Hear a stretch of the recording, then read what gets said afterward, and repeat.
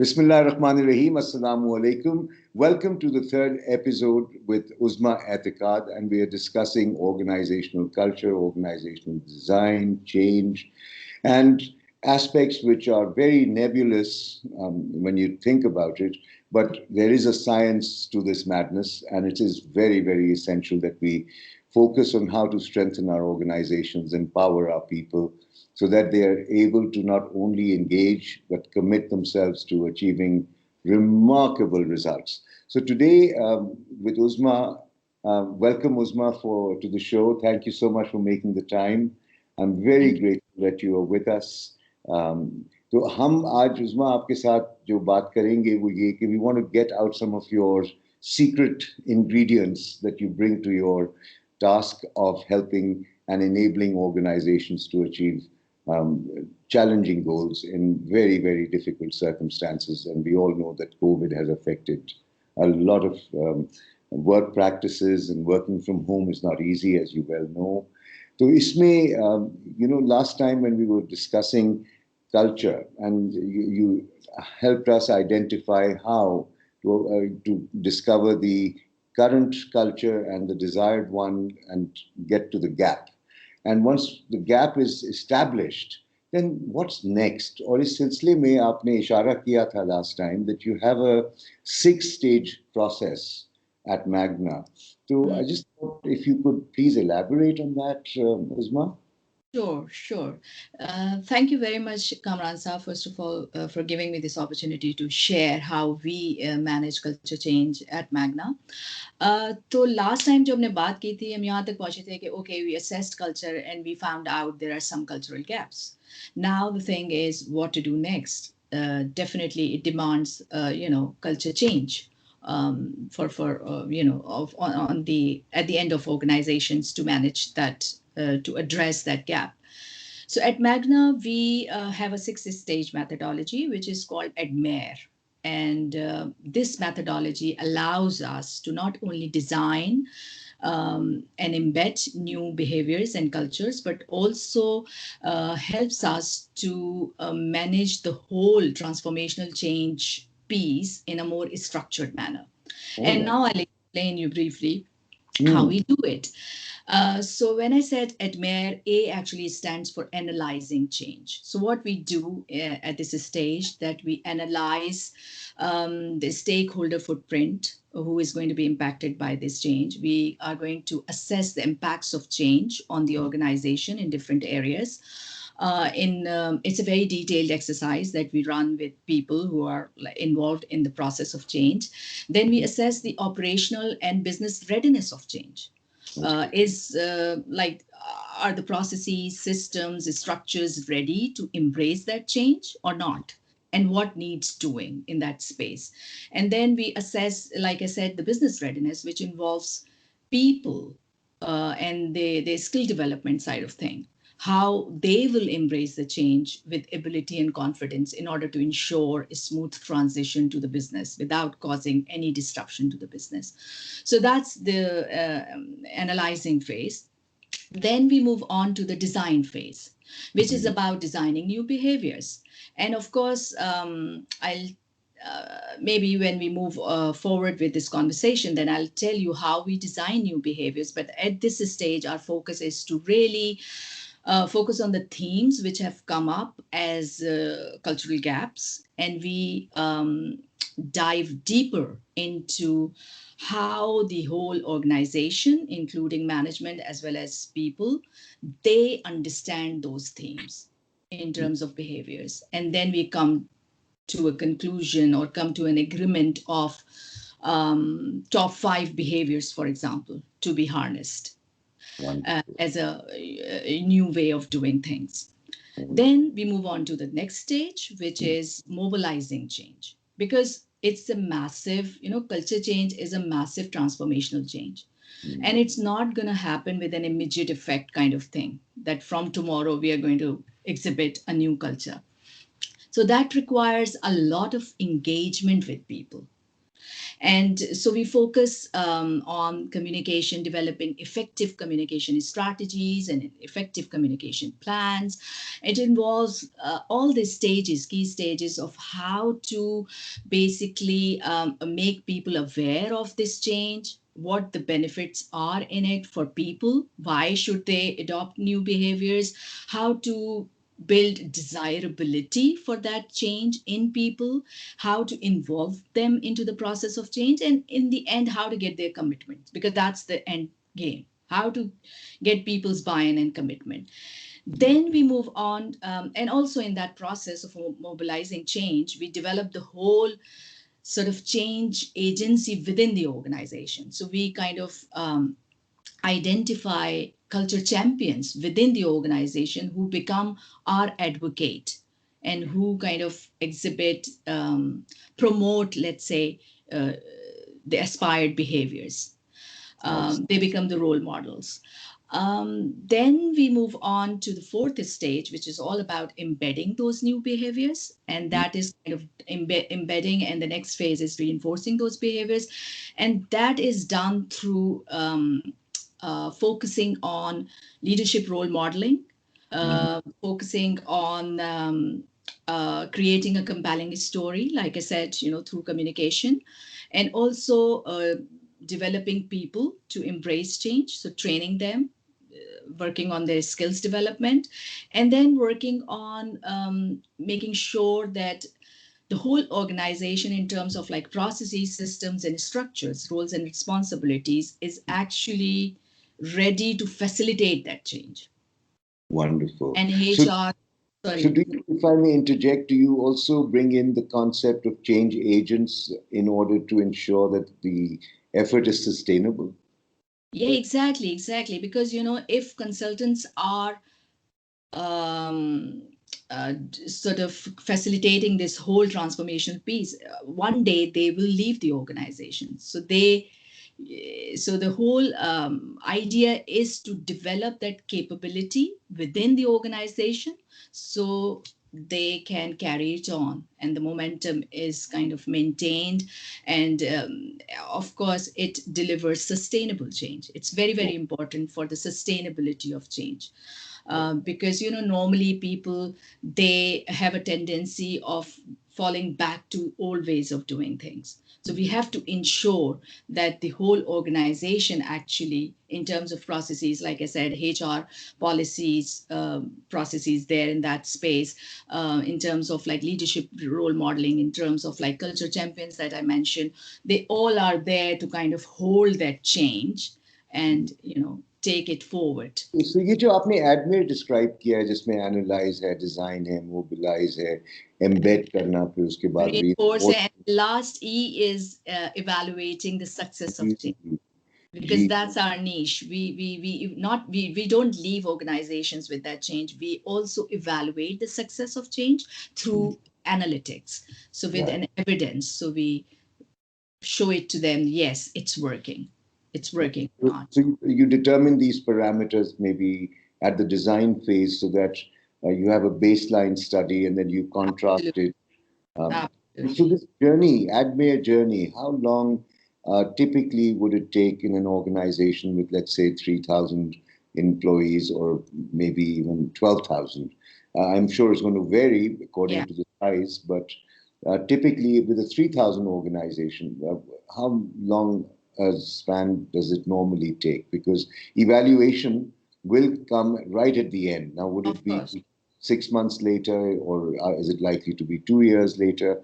And that momentum and those series of activities have to be going on at the same time. तो Yes. इसमें तो बहुत से लोगों को engage भी करना होता है in order to act as your arms and legs to ensure that the Yeah.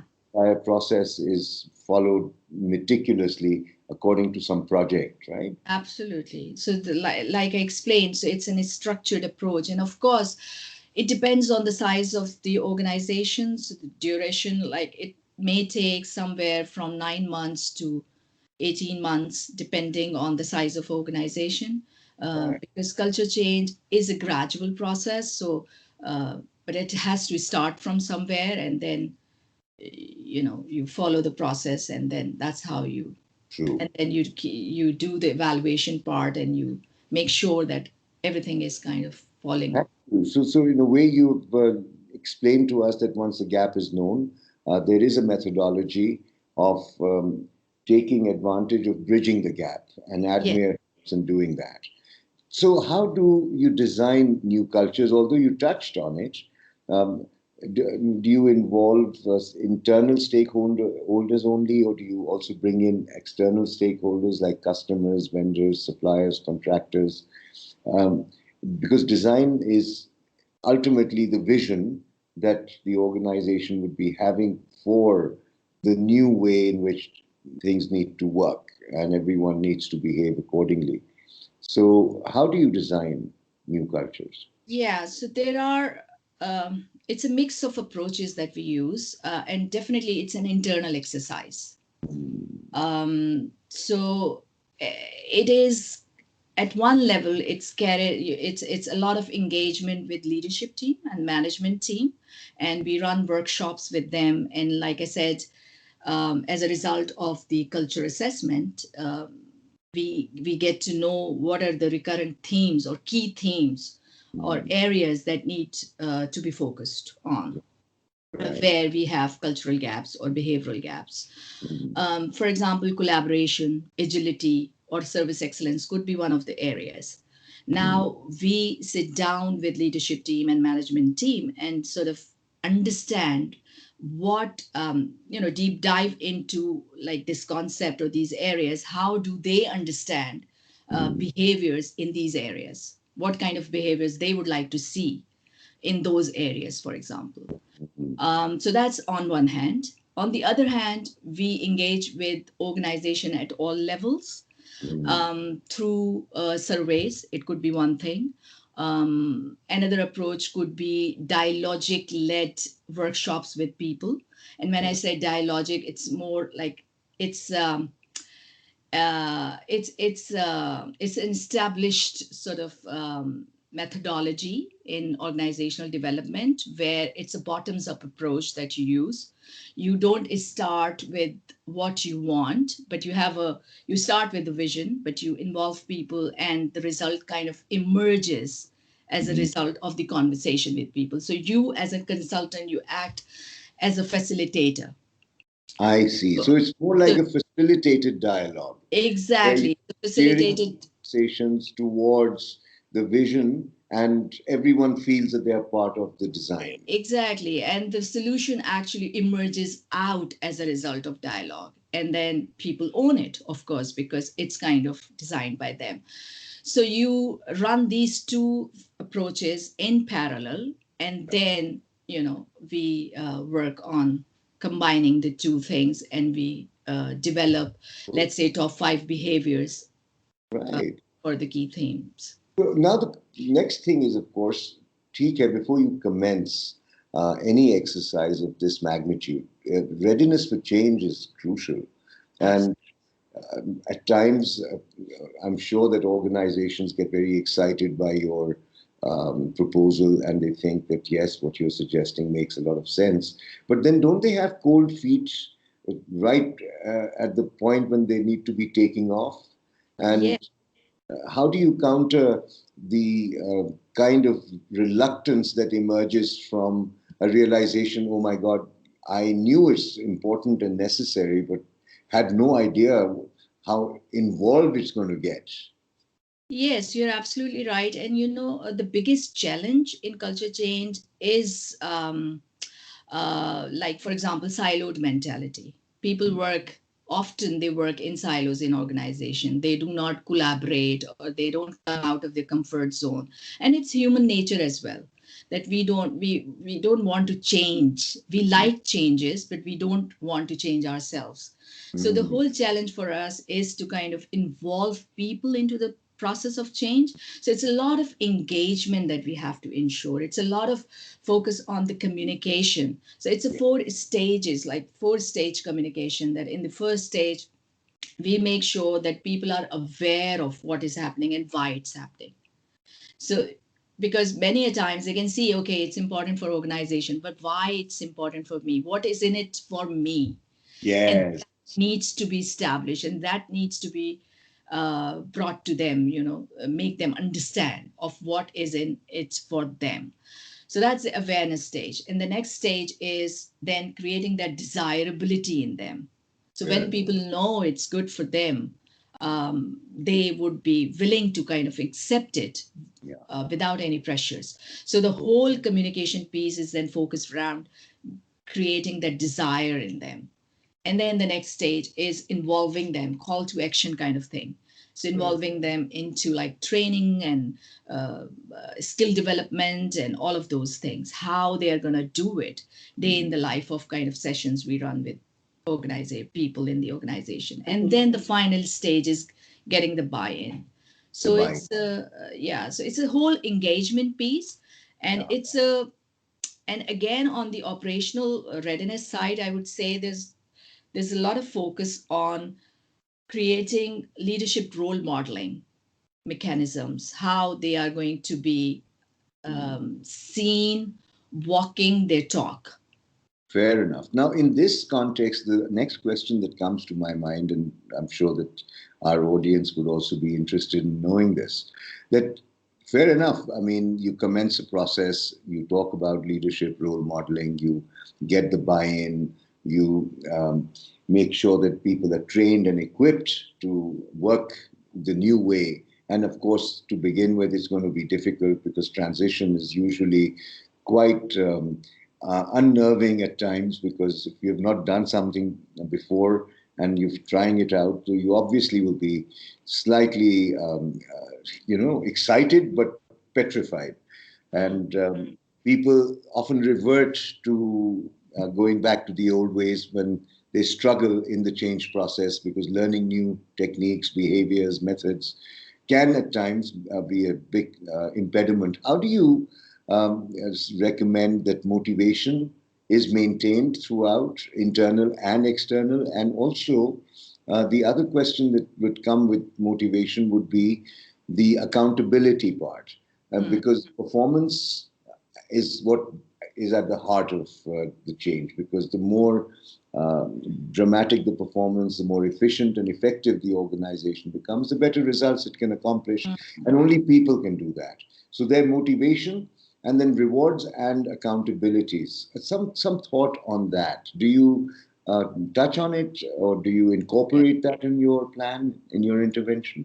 Yeah, definitely, because it's very, very important. Without it, this change cannot be a success. So that's where we, on our methodology, that's the reinforcement piece that we make sure through, for example, HR policies around rewards. How do you encourage aspired, desired behaviors? So you have to kind of link your reward policies and processes to rewarding new behaviors kind of thing. And then your processes should be such that they facilitate those behaviors. I So for get. example, if you are trying to harness collaboration based cultures, then your teams should be working as the whole organize, like different departments in an organization, they should be working as a whole, as a team. So your IT systems, it should be more integrated rather than having a standalone legacy systems, because they will not facilitate collaborative behaviors. So your systems, your roles and responsibilities, structures and processes, they all should provide a conducive environment to desired set of behaviors. And then of course it should be supported by leadership role modeling, and it should be supported by, like I said, HR policies and procedures to adhere to help people adhere to the behaviors that organization is aspiring. So it's a holistic piece, and we work holistically on different aspects and different areas of organizations. So, yeah. So, Uzma, what you're saying is that you are a conductor in an orchestra, and you'd like to see music being performed by the different members in the organization. so that they themselves can start enjoying the whole process. So you orchestrate change and you just serve them with your grace and your wisdom, which is quite interesting, I think. Uzma, thank you.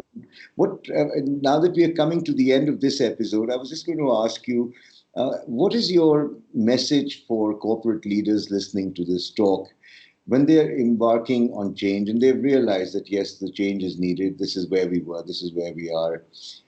I mean, what would your one message be for them? Should they postpone it and carry on as usual? Or should they do something about it? And if so, what is the first step they must take? I think my short and sweet message to business leaders would be to take culture seriously, because now it's not a fancy idea. It's very much linked to business performance, financial performance.